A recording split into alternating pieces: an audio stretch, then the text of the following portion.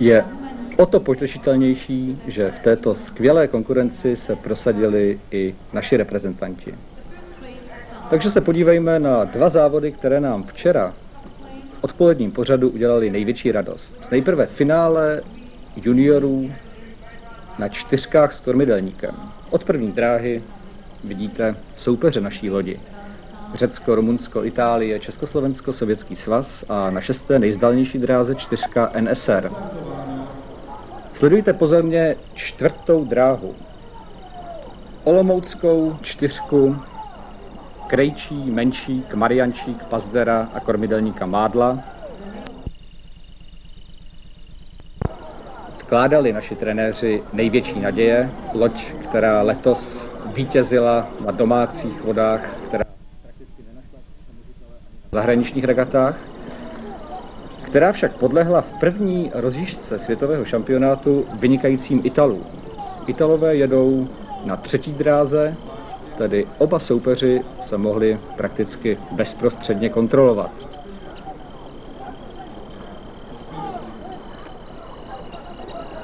Zatímco dopolední finále děvčat potvrdila nadále jednoznačnou prioritu reprezentantek Německé demokratické republiky v tomto odvětví, v mužských finále, nebo ve finále juniorů přesněji řečeno, už ten rozptyl sil je daleko větší. Prosazují se i dříve veslařsky netradiční země. Důkazem může být třeba účast posádek Řecka ve finále. Tady na první dráze jste také viděli řeckou loď. A úlohu Německé demokratické republiky jakoby přebírali zástupci Sovětského svazu. Dokonale koncentrovaní, dokonale připravení právě na vrcholný závod sezóny. Naši chlapci ale začali opravdu skvěle. Po první třetině trati, teď právě míjí značku 1000 metrů do cíle, vedli s náskokem přibližně 0,6 sekundy před lodí Itálie.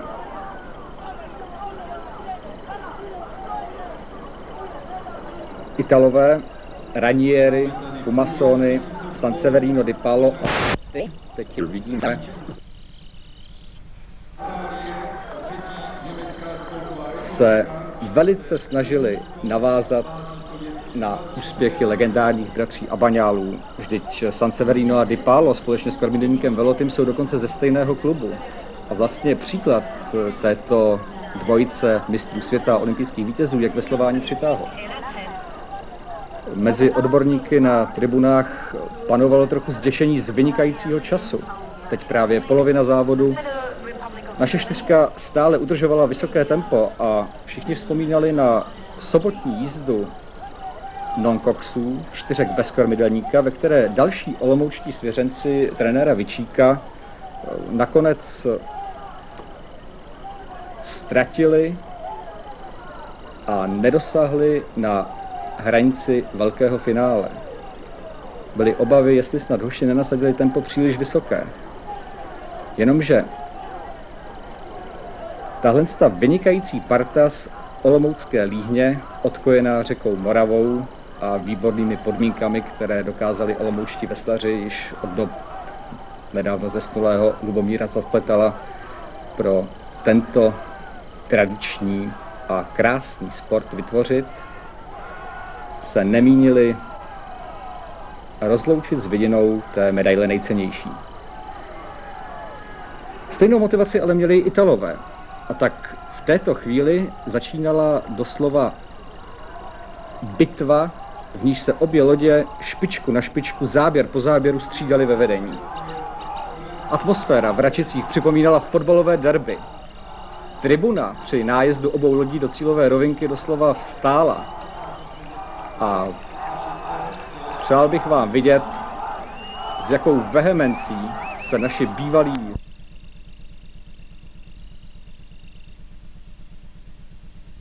budit zlato.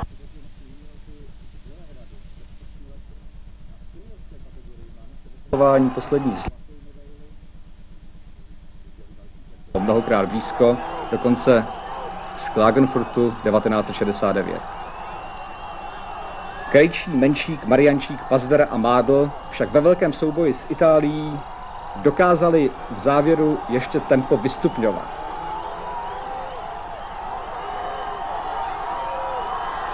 Podívejte se pozorně, chvíli se zdálo, že se na chvíli dostala do čela špička italské lodi, ale poslední vzepětí a těsně před cílovou čarou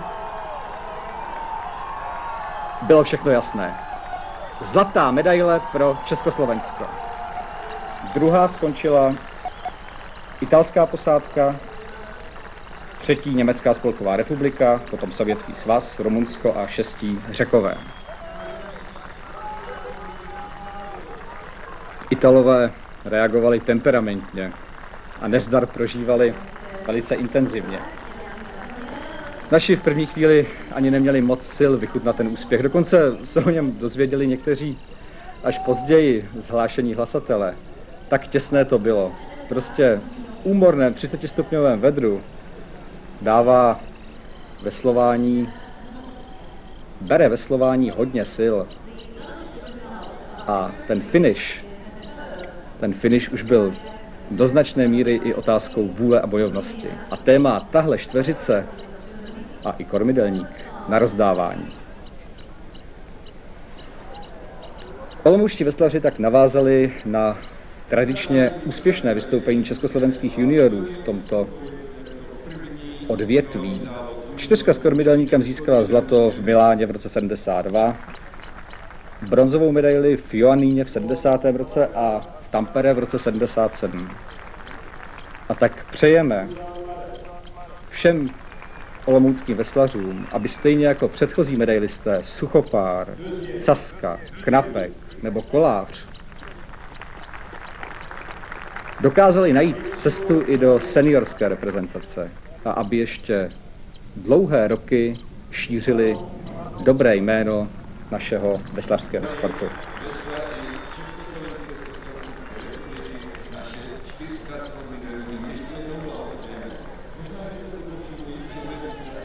Tradiční koupel pro kormidelníka Dušana Mádla byla asi nejradostnějším namočením v jeho životě. První zlato zůstalo v Československu.